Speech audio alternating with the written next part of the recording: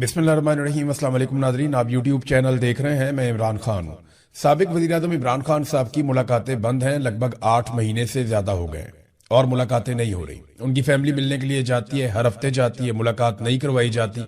वो बार बार कोशिश करते हैं इमरान खान से मिलने की, लेकिन मुलाकात हो नहीं पा रही।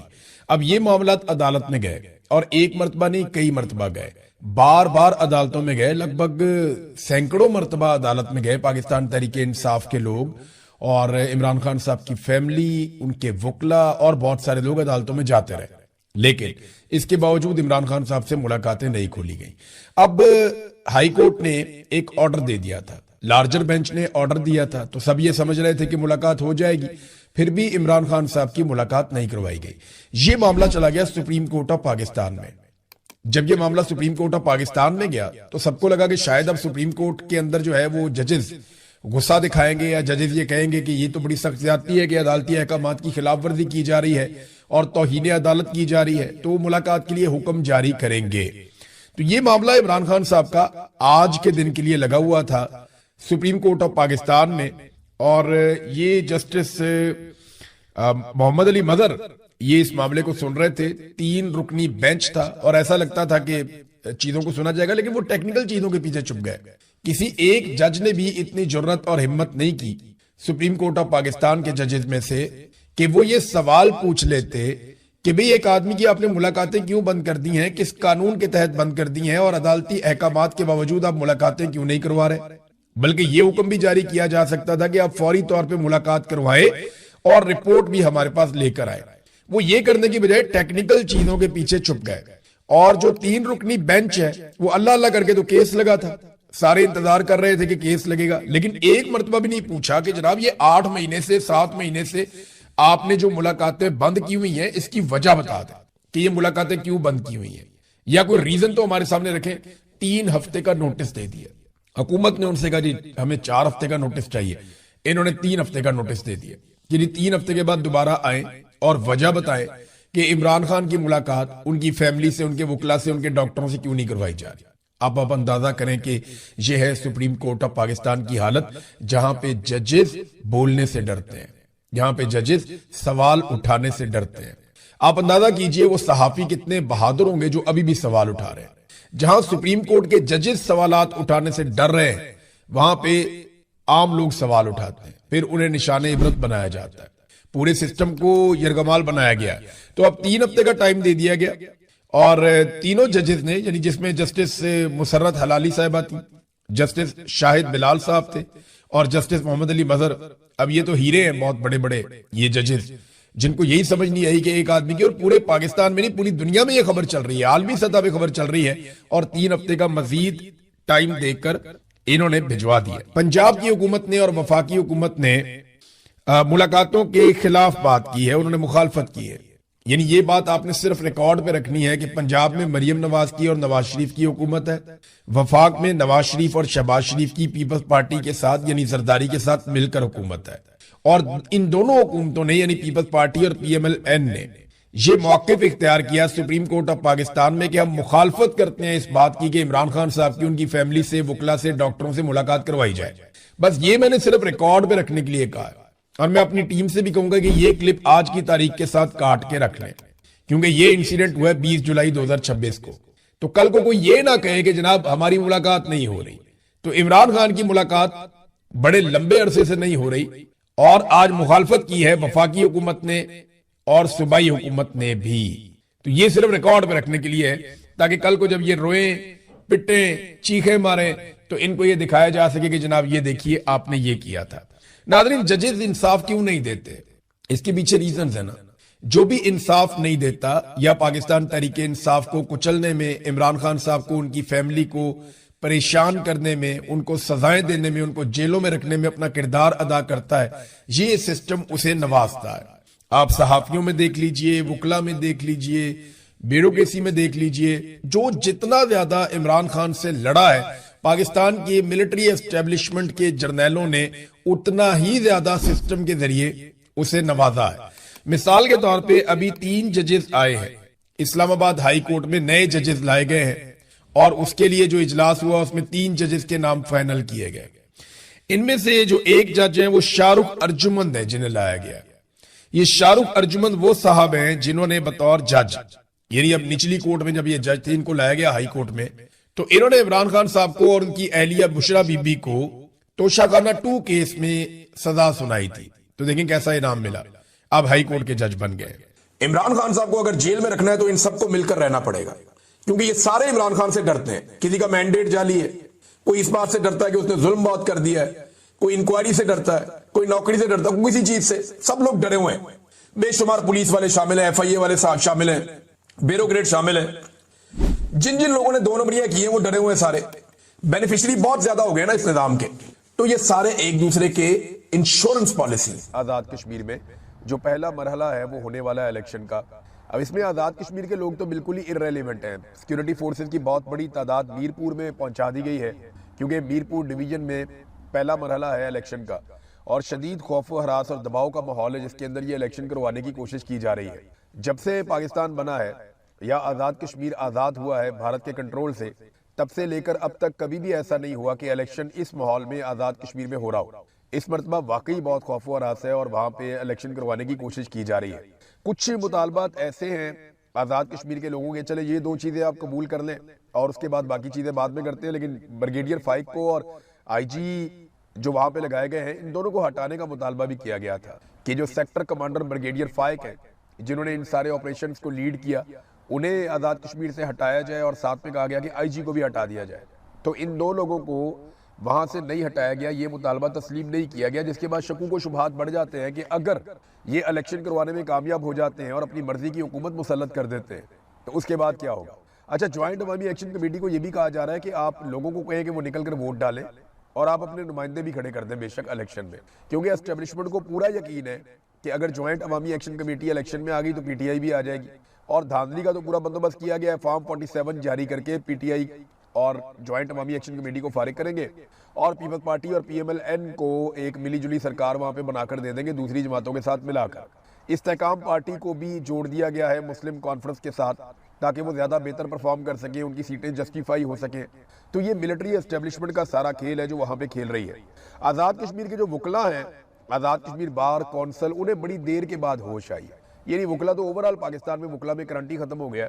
जुडिशरी की जो हालत है, जो पाकिस्तान की अदलिया के साथ हो चुका है, वही आज़ाद कश्मीर में भी अदलिया के साथ हो रहा है। वकला वहाँ पे भी उतनी जिम्मेदारी ले रहे हैं जितनी पाकिस्तान में ले रहे हैं। अब आज़ाद कश्मीर की जो बार कौंसिल है वो अब खड़ी हो गई और वो ये कह रहे हैं जनाब कि बड़ी ज्यादती हुई है, इलेक्शन एक ही मरहले में होना चाहिए, ये 3-3 दफ़ा इलेक्शन करवा के अब ज्यादती कर रहे हैं।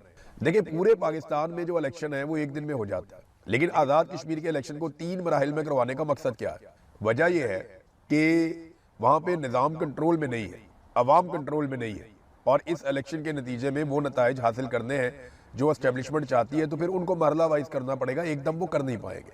नाज़रीन, सबसे ज़्यादा जो मैं इंटरेस्टिंग चीज़ देख रहा हूँ वो बिलावल की स्टेटमेंट है।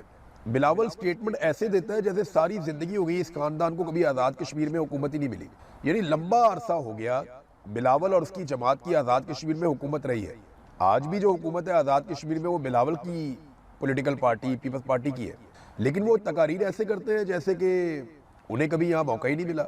हम ये दे देंगे, हम वो दे देंगे, हम ये कर देंगे, हम वो इनकलाब ले आएंगे। भाई, आपने कुछ करना होता तो गुज़िश्ता 40-50 साल से आप मुसल्लत हैं। आज़ाद कश्मीर में आप और मुस्लिम लीग नून लगातार हुकूमत करते चले आ रहे हैं, तो आज तक आप कुछ ना कुछ तो कर देते आज़ाद कश्मीर के लोगों का, क्योंकि आज तक आपने आज़ाद कश्मीर के लोगों के लिए कुछ नहीं किया, तो लोग आप पे भरोसा क्यों करें? और लोग भरोसा कर भी नहीं रहे। मैं सीरियसली आपको बता रहा हूँ, अगर फ्री एंड फेयर इलेक्शन होते तो पीपल्स पार्टी 2-3 सीटों तक भी शायद बहुत मुश्किल से पहुंचती। इन हालात में ज्वाइंट अवामी एक्शन कमेटी और PTI अगर इलेक्शन लड़ते तो वो स्वीप कर जाते हैं। PMLN के हालात तो बिल्कुल ही खराब है ना, वो तो पीपल्स पार्टी से भी गई गुजरी सूरत हाल में। उनका सारा इन्हिसार इस बात पे है कि जो पंजाब के अंदर जम्मू कश्मीर वाली सीटें रखी गई हैं मुहाजिरीन की, वो वहाँ से कुछ सीटें जीत के और कुछ आज़ाद कश्मीर में उनको मिलिट्री एस्टेब्लिशमेंट तरस खा के कुछ सीटें दे दे तो किसी और के साथ मिलकर वो कोई हुकूमत बनाने की पोजीशन में आ जाए। इसके अलावा उनकी हैसियत कुछ नहीं है। बहरहाल बिलावल साहब लगे हुए हैं जनाब कि मैं अब ये भी लेके दूंगा, वो भी लेके दूंगा। आज़ाद कश्मीर में मुकाबला इस बात का नहीं है कि हुकूमत कौन बनाता है, वहाँ मुकाबला इस बात का है कि कठपुतली कौन बनता है।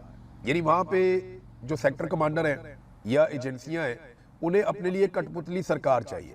अब वो कठपुतली सरकार के ओहदे पे कौन आकर फायज होता है, कौन अच्छा परफॉर्म करता है इसके लिए इसका मुकाबला चल रहा है पॉलिटिकल पार्टियों में, जूते पॉलिश करने का, PMLN में, पीपल्स पार्टी में, IPP में और उनके साथ मुस्लिम कॉन्फ्रेंस में। ये सारे जूते पॉलिश कर रहे हैं, जो ज़्यादा चमकाएगा उसको ज़्यादा सीटें मिल जाएंगी। इस वक्त तक की सूरत हाल तो नादरीन ये है। PMLN के आप काम चेक करें, इन्होंने 10 इलेक्ट्रो बसें रवाना कर दी हैं आज़ाद कश्मीर के लिए। वो कहते हैं मरी पहुंच भी गई है। ये मुझे अच्छी तरह याद है, एक दिन ये सियालकोट वाला जो रोड है ना, इलेक्शन आने वाला था तो हमजा शहबाज ने कहा जी यहाँ पे फौरन जो है बसें चलानी है, आज चलानी है, कल चलानी है, बस 1-2 दिन के अंदर चलानी है आपने। तब हमजा शहबाज के बाद इख्तियार था, तो यहाँ एक इलेक्शन होने जा रहा था। तो उन्होंने कहा जनाब कि अब कैसे बसें चला सकते हैं, खुदा का नाम लें, हम इस रोड के ऊपर, ये रोड ही तैयार नहीं है इस बस के लिए और ये इस बस का ये रूट ही नहीं बनता। उसने कहा भाई बस चला दो, 1 दिन के लिए इलेक्शन के लिए चला दो, इलेक्शन के अगले दिन बेशक बंद कर देना, लेकिन फिलहाल को 10 दिन 5 दिन चला दो इसको। ये जनाब हमजा शहबाज के दफ्तर में जो बंदा काम करता था उसने मुझे बताया, उसने कहा सर ये इतना इलेक्शन के करीब आकर पागल हो जाते हैं कि इन्हें लगता है कि कोई भी चीज़ कहीं पे भी चलानी है ना, इनको अगर कोई ना सड़क के ऊपर जहाज चला दें वो भी चला देंगे किराए पे लेके, कि इलेक्शन में हमें वोटें पड़ जाए किसी तरह। अब ये इन्होंने 10 बसें रवाना कर दी हैं, कोई इसकी फिजिबिलिटी नहीं बनाई गई, कोई इसकी बजटिंग नहीं हुई, कोई इसके तकनीकी तैयारियां नहीं की गई, बस बसें भिजवा दी, पहुँच रही जी कश्मीर, वहाँ पर चलेगी।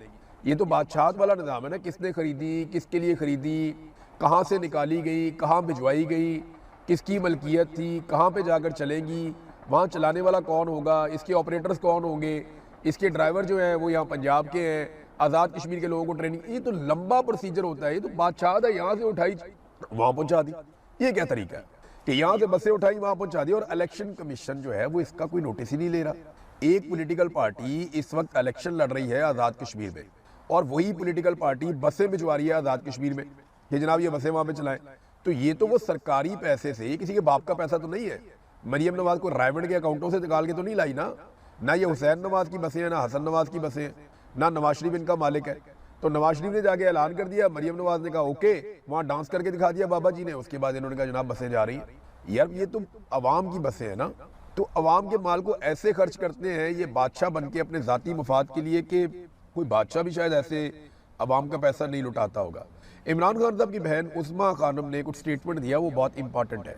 उनके पास मुकदमात एक के बाद होते जा रहे हैं बहनों के ऊपर। उनके ऊपर वो DG खान वाला मुकदमा था, तो उसकी वो सुनवाई थी, तो वहाँ पे उन्होंने बातचीत, उन्होंने कहा जी कि इमरान खान इस बात को जानते थे कि उन्हें कैद तन्हाई में डाल दिया जाएगा, उन्हें इस बात का अंदाज़ा था, इसलिए उन्होंने बहुत सारे अहकामात और पैगामात दिए थे। हमने वो तमाम पैगामात, चाहे वो एलानिया थे चाहे वो खुफिया थे, वो दोनों तरह के पैगामात हमने पार्टी तक और आवाम तक पहुँचा दिए। अब ये PTI पे मुनहसर है कि उन्होंने क्या करना है। जेल से किसी भी किस्म के पैगाम की इस वक्त ज़रूरत नहीं है। आपको जो भी इंस्ट्रक्शन चाहिए थी इमरान खान से, वो इमरान खान दे चुके हैं, लिहाजा उस पर अमल दरामद करने का वक्त है। ये इमरान खान की बहन ने कहा और ये PTI पे मुनहसर है और हम हर चीज़ बता भी चुके हैं। हमने तो ये भी दरख्वास्त भी की कि इमरान खान साहब का जो ट्विटर अकाउंट है वहाँ पर उनके पैगाम दोबारा चलाए जाएँ। जिस पे ये नहीं किया गया तो हमारी दरख्वास्त है पाकिस्तान तहरीक इंसाफ के कारकुनों से, उन्होंने कहा कि वो इमरान खान साहब के जो पुराने बयानात हैं जो उन्होंने दिए थे उस दौर में, वो निकाल कर चलाएं, ताकि पता चले कि इमरान खान ने कौन सी वाज़े इंस्ट्रक्शंस दी थी। बहरहाल तहरीक इंसाफ ने पेशावर में जलसा करने का फैसला किया, तो क्या इस जलसे के बाद वो एक तहरीक का आगाज़ कर पाएंगे? देखिए मार्जिन ही बहुत थोड़ा रह गया सुहेल अफरीदी के पास। सुहेल अफरीदी के पास बहुत बड़ा मौका था कि वो लाखों नौजवानों की एक तगड़ी तंजीम साजी करते, नौजवानों को इकट्ठा करते, गली गली मोहल्ले मोहल्ले वो भेजते अपने लोगों को, खुद भी वक्तन फवक्तन जाते, एक पूरी स्ट्रीट मूवमेंट का एक स्ट्रक्चर खड़ा करते। उन्हें पता होता कि मैं कब आवाज़ दूंगा तो किस शहर से कितने लोग निकलेंगे, किस शहर से कितने लोग निकलेंगे, कितनी बड़ी तादाद में लोग निकल कर बाहर आएंगे। उनको इस बात का आइडिया होना चाहिए था कि मैं 10 लाख, 15 लाख, 22 लाख, 25 लाख, कितने लोग मैं इकट्ठे कर सकता हूँ। और पाकिस्तान तहरीक इंसाफ के लिए नौजवानों को इकट्ठा करना कोई प्रॉब्लम नहीं था। उस वक्त उम्मीद भी बहुत थी जब सुहेल अफरीदी नए नए आए थे, लेकिन उस उम्मीद को सुहेल अफरीदी साहब ने कुछ ऐसी पॉलिसीज़ पे अमल किया कि मायूसी में बदल दिया। लेकिन अभी भी सारा कुछ कभी भी ज़ाया नहीं होता, आपके पास हमेशा एक मौका होता है कि आप निकलें और निकल के साबित करें अपने आप को। तो सुहेल अफरीदी अब ये जलसा करने जा रहे हैं पेशावर के एक स्टेडियम में, तो क्या यहाँ से एक तहरीक शुरू हो सकती है? जी बिल्कुल हो सकती है। और कहा भी ये जा रहा है कि शायद वो लॉन्ग मार्च का ऐलान करेंगे, वो तारीख देंगे, फलानी तारीख को हम लॉन्ग मार्च में आएंगे या लोग तैयारी पकड़े हमने निकलना है। हो सकता है कि सुहेल अफरीदी ये भी कह दे, हो सकता है वो कोई डेडलाइन दे दे, इस बारे में खबरें आ रही हैं। लेकिन क्या ये अब तहरीक खड़ी कर पाएंगे? बहुत मुश्किल मुझे दिखाई देता है कि माजी में तो मैंने यही देखा है कि बड़े बड़े दावों के साथ एक जलसा होता है और जलसा ख़त्म होता है, लोग घरों को जाते हैं और उसके बाद फिर अगली तारीख दे दी जाती है। देखिए तहरीक चलाने के लिए ना तारीखों की ज़रूरत नहीं होती, हालात ऐसे होते हैं कि तहरीकें चलती हैं। हालात तो बने हुए हैं तहरीक चलाने वाले। जो हालात इंडिया में हैं, जेनजी वहाँ पे निकल आई है, उससे बहुत बुरे हालात पाकिस्तान में हैं। तहरीक चलाने के लिए लवाजमात तो पूरे हैं। किसान रुल गया। अभी 10 लाख टन गंदम इन्होंने फैसला किया वफाकी हुकूमत ने कि ये मंगवाने जा रहे हैं बैरून मुल्क से फौरी तौर पर। ये कहाँ से मंगवाएंगे? यूक्रेन से ले लेंगे, अमेरिका भी खुश हो जाएगा। रशिया से शायद नहीं ले पाएंगे क्योंकि अमेरिका उतना खुश नहीं होगा। हो सकता है ये गंदम अमेरिका से ही मांग लें, वही इसके अंदर बीच में कंट्रीब्यूट कर दें। तो 10 लाख टन गंदम इनको फौरी तौर पे चाहिए। और ये वो मुल्क है जो ज़रई मुल्क है। किसी भी हुकूमत में कोई भी हुक्मरान हो, कभी भी हमें गंदम अगर बाहर से मंगवानी पड़े तो ये डूब मरने का मुकाम है कि एक ज़रई मुल्क के अंदर जहाँ पे बेहतरीन माहौल है, किसी किस्म की कोई आफत भी नहीं आई इस साल, कोई तबाही भी नहीं हुई, कोई तूफान भी नहीं आए, इसके बावजूद आप गंदम का 10 लाख टन फौरी तौर पर मंगवा रहे हैं।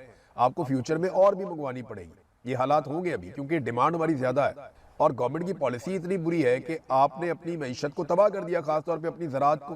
किसान बिल्कुल खुश नहीं है, ना किसान के साथ खड़ी हो पाई पीटीआई अपोजिशन के तौर पे, ना मजदूर के साथ, ना किसी गरीब के साथ, ना तालिब इल्म के साथ, ना नौजवान के साथ, ना बिजली के बिलों के खिलाफ, ना गैस के बिलों के खिलाफ, ना ये खड़े हो पाए पेट्रोल की बढ़ती हुई कीमतों के खिलाफ। तो इन्होंने तो किसी किस्म का कोई पब्लिक का हाथ ही नहीं पकड़ा। इन्होंने जब भी कभी मुश्किल या मुसीबत आई तो पब्लिक के साथ खड़े होना चाहिए था। ये कभी पब्लिक के साथ खड़े ही नहीं हुए।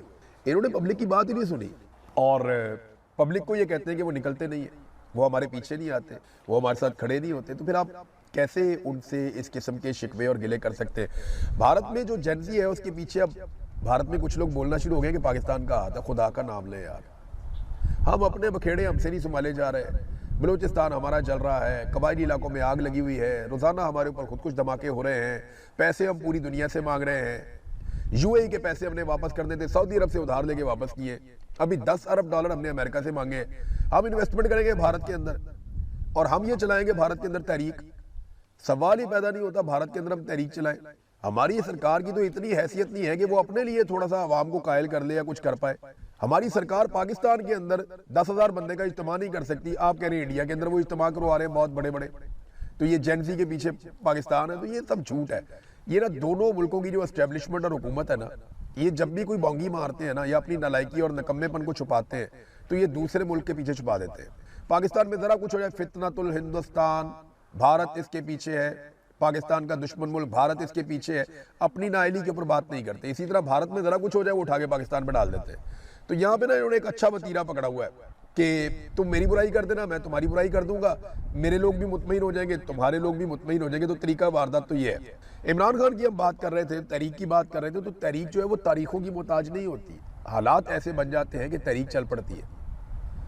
हालात तो बने हुए हैं, क्या तहरीक इंसाफ चला पाएगी? अब तक का ट्रैक रिकॉर्ड कहता है कि मुश्किल है। लेकिन मायूसी तो बिल्कुल भी नहीं होनी चाहिए। कभी कभी आपको थोड़ी सी उम्मीद रखनी चाहिए कि शायद कोई तहरीक चले और ह्यूमन राइट्स के लिए आवाज़ उठाई जाए।